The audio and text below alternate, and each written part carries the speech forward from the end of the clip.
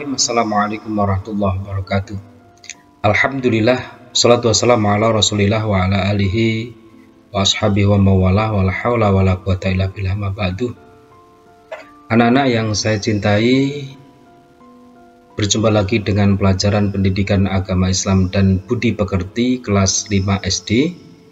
Kali ini kita akan belajar pelajaran yang keempat, yakni yang bertemakan puasa Ramadan. Namun sebelumnya kita awali dengan bacaan doa. Semoga kita diberi tambahan ilmu yang manfaat dan dijadikan anak yang soleh. Berdoa mulai. Bismillahirrahmanirrahim. Rabbi zidni ilma warzuqni fahma waj'alni minas sholihin. Amin ya rabbal alamin. Baik anak-anak, dalam pelajaran ini kita ambil kompetensi dasar, yakni 3.10, memahami hikmah puasa Ramadan yang dapat membentuk akhlak mulia, dan 4.10 menunjukkan hikmah puasa Ramadan yang dapat membentuk akhlak mulia. Indikator pembelajaran yakni 1. Menyebutkan pengertian puasa Ramadan, yang kedua menyebutkan ketentuan puasa Ramadan, dan yang ketiga menyebutkan hikmah puasa Ramadan. Sebagai tujuan pembelajaran kita kali ini, yakni yang pertama, diharapkan kalian mampu menjelaskan arti puasa Ramadan dengan benar. Kemudian kalian mampu menyebutkan ketentuan puasa Ramadan dengan benar, dan juga mampu menyebutkan hikmah puasa Ramadan dengan benar. Nah, anak-anak, sebagai poin pembahasan di pelajaran ini, yang pertama adalah pengertian puasa Ramadan. Yang kedua, syarat wajib puasa Ramadan. Dan yang ketiga adalah syarat sah puasa Ramadan. Yang keempat, rukun puasa Ramadan. Dan yang kelima, hal-hal yang membatalkan puasa Ramadan. Sedangkan yang keenam adalah hikmah puasa Ramadan. Jadi dalam pelajaran ini kita akan membahas poin-poin tersebut. Nah, bismillahirrahmanirrahim. Apa sih pengertian puasa? Anak-anak, coba perhatikan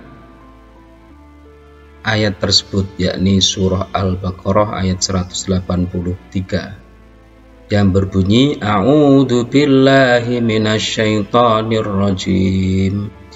Bismillahirrahmanirrahim. Ya ayyuhallazina amanu kutiba alaikumus siyamu kama kutiba alal ladzina min qablikum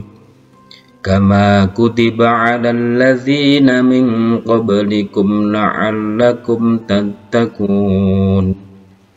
Yang artinya, wahai orang yang beriman, diwajibkan atas kamu berpuasa sebagaimana diwajibkan atas orang sebelum kamu agar kamu bertakwa. Berdasarkan ayat tersebut, perintah berpuasa sudah ada sebelum zaman Nabi Muhammad SAW. Dengan demikian, ibadah puasa merupakan ibadah tertua dalam sejarah umat manusia. Seperti contoh Nabi Adam alaihissalam. Beliau melakukan puasa pada tanggal 13, 14, dan 15 setiap bulannya. Itu pula Nabi Daud melakukan puasa setengah tahun dengan cara 1 hari puasa, 1 hari berbuka dalam 1 tahun. Kemudian Nabi Musa alaihissalam juga berpuasa 40 hari termasuk puasa pada hari Asyura, yakni tanggal 10 Muharram. Itu pula Siti Maryam saat mengandung Nabi Isa pernah berpuasa dengan cara tidak berbicara selama 3 hari kepada siapapun, melainkan dengan isyarat. Termasuk kita sebagai umat Nabi Muhammad juga melakukan puasa. Berdasarkan data sejarah tersebut, tentang nabi-nabi sebelum Nabi Muhammad SAW diutus sebagai nabi terakhir, mereka telah melakukan puasa. Maka ibadah puasa bisa dikatakan sebagai ibadah yang dilakukan seluruh umat manusia, dan ibadah Ramadan menyempurnakan ibadah yang telah dilakukan umat sebelumnya. Nah, dalam ayat ini pula kita dapat mengetahui tujuan puasa Ramadan, yakni diharapkan dengan puasa itu manusia menjadi manusia yang bertakwa. Apa yang dimaksud manusia yang bertakwa? Yakni menjalankan segala perintah Allah dan menjauhi segala larangannya. Nah, predikat takwa bisa diraih melalui berpuasa, karena berpuasa bukan hanya menahan lapar dan haus saja, tetapi sikap dan peduli dan perilaku orang yang sedang puasa dididik sesuai dengan nilai ketakwaan kepada Allah Subhanahu wa taala. Sebagaimana ada sebuah hadis yang diriwayatkan Imam Bukhari, yakni Rasulullah telah bersabda, "As-siyamu junnatun fala yarfuth wala yajhal." Yang artinya puasa adalah tameng, maka janganlah berbuat rafas atau ucapan atau perbuatan yang kotor, dan jangan berbuat kebodohan. Nah, puasa menurut bahasa, yakni dalam bahasa Arab disebut as-shaum atau siam. Artinya menahan diri dari segala sesuatu seperti menahan makan, menahan minum, menahan nafsu, dan menahan berbicara yang tidak bermanfaat. Sedangkan menurut istilah agama Islam, puasa adalah menahan diri dari hal-hal yang membatalkannya sejak terbit fajar sampai terbenam matahari dengan niat dan beberapa syarat. Lalu, apa saja yang menjadi syarat wajib puasa? Syarat wajib puasa yang pertama adalah Islam. Jadi ketika orang Islam, maka dia wajib puasa. Kemudian selain Islam, balik atau dewasa. Yang ketiga, berakal sehat dan kuat berpuasa. Di Islam, jadi kalau ada orang selain Islam nggak puasa karena nggak wajib. Balik, misalnya ada ada orang yang belum balik, ya belum wajib. Begitu pula Islam balik tapi dia tidak sehat akalnya alias gila, maka tidak wajib. Begitu pula Islam iya, balik iya, berakal iya, tapi tidak kuat berpuasa, maka juga tidak wajib berpuasa. Sehingga bisa kita simpulkan syarat wajib puasa adalah Islam, balik, berakal sehat, dan kuat berpuasa. Nah, lalu ada orang yang tidak kuat puasa itu apa saja? Yang pertama adalah karena lemah fisiknya karena sudah tua, seperti gambar tersebut. Kemudian dia tidak kuat puasa itu dikarenakan sedang sakit, maka dalam mengganti puasanya dapat dilakukan dengan cara membayar fidyah. Berapa jumlah fidyah itu? 1 mud, membayarnya 1 mud setiap hari, dan 1 mud itu sama dengan 629 gram beras. Nah, anak-anak, berikutnya adalah syarat sah puasa. Syarat sah puasa di sini yang pertama adalah Islam. Yang kedua, berakal. Dan yang ketiga adalah mumayyiz atau tamyiz. Yang keempat, suci dari haid bagi wanita. Suci dari haid, dari nifas. Nah, yang kelima, puasanya dalam waktu yang diperbolehkan berpuasa. Artinya sudah waktu Ramadan. Karena ada waktu-waktu yang tidak diperbolehkan puasa. Seperti yaumil idul fitri, yaumil idul adha. Itu tidak diperbolehkan melakukan puasa. Nah, anak-anak, kemudian rukun puasa itu apa saja? Yang pertama adalah niat puasa. Nawaitu shoma ghadin an adai fardhi syahri ramadhana, ada yang baca ramadhani lillahi ta'ala, yang kemudian menahan dari segala yang dapat membatalkan puasa, mulai dari terbit fajar siddiq hingga terbenam matahari. Jadi kalau misalnya ada orang dari fajar siddiq itu tidak makan sampai terbenamnya matahari, namun dia malam harinya tidak niat, maka puasanya tidak sah.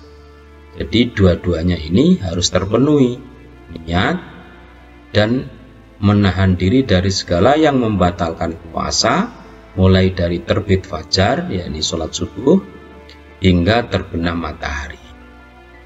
Nah, yang berikutnya adalah hal-hal yang membatalkan puasa. Tadi kan menjaga dari terbitnya fajar shadiq hingga terbenam matahari dari hal-hal yang membatalkan puasa. Apa saja yang membatalkan puasa? Yang pertama, makan atau minum dengan sengaja. Artinya, kalau makan atau minum karena lupa, itu tidak membatalkan puasa. Suatu misal, di hari pertama Ramadan, lupa sudah niat puasa, akan tapi ketika di pagi hari jam 7, dia makan karena tidak sengaja, yaitu tidak termasuk yang membatalkan puasa. Yang membatalkan puasa itu makan atau minum dengan sengaja. Yang kedua, muntah dengan sengaja. Dan yang ketiga, datang bulan atau haid atau melahirkan bagi perempuan. Kemudian termasuk yang membatalkan puasa adalah hilangnya akal alias gila walaupun sebentar. Dan yang kelima, murtad alias keluar dari agama Islam. Nah, anak-anak, kemudian ada orang yang puasa, dia mampu untuk menahan tidak melakukan hal-hal yang membatalkan puasa, akan tetapi sisi lain dia bisa merusak pahala puasa dikarenakan perbuatan-perbuatan yang mengandung unsur merusak pahala puasa. Nah, seperti seseorang itu sedang puasa lalu melakukan perbuatan tercela, maka rusak atau berkurang pahala ibadah puasanya. Apa contohnya?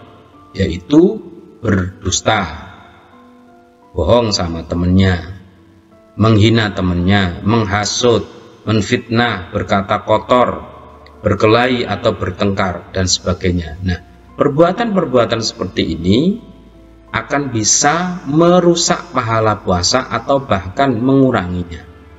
Maka selain kita menjaga dari hal-hal yang membatalkan puasa, juga harus menjaga dari hal-hal yang merusak pahala puasa agar puasa kita diterima dan dijadikan bagian dari ibadah yang diridhai Allah Subhanahu wa taala. Baik. Lalu setelahnya puasa, kita tentu akan mendapatkan banyak hikmah dalam puasa itu. Apa saja? Yang pertama adalah meningkatkan iman dan takwa kepada Allah Subhanahu wa taala. Yang kedua, melatih kesabaran. Karena dengan puasa kita akan melatih kesabaran, yang awalnya makan siang, sabar menunggu waktu buka puasa. Kemudian melatih disiplin. Kita dengan puasa Ramadan itu melatih disiplin waktu. Kapan jam sahur, kapan jam buka puasa, kapan sholat, dan sebagainya. Selama 30 hari itu kita melatih diri untuk disiplin, maka akan terbiasa menjadi disiplin. Kemudian menumbuhkan kepedulian terhadap sesama. Bagaimana kita merasakan betapa susahnya ketika kita menahan makan walaupun kita punya makanan, sehingga kita bisa merasakan kepada saudara-saudara kita, bisa jadi dia merasakan kelaparan karena memang tidak ada hal yang bisa dimakan. Oleh sebab itu, orang puasa itu akan menumbuhkan rasa kepedulian terhadap sesama. Kemudian mencegah berbagai macam penyakit. Baginda Nabi telah bersabda, sumu puasalah kalian, tafassahu maka kalian akan sehat. Nah, artinya puasa itu dapat mencegah penyakit. Kemudian memunculkan rasa syukur kepada Allah. Dengan puasa maka kita akan banyak merasa bersyukur pada Allah atas segala nikmat yang telah diberikan oleh kita, diberikan kepada kita semua. Nah, demikian anak-anak materi pelajaran kali ini tentang puasa Ramadan. Semoga bermanfaat dan kita termasuk bagian orang yang selalu bertakwa kepada Allah Subhanahu wa taala. Terima kasih, sekian. Assalamualaikum warahmatullahi wabarakatuh.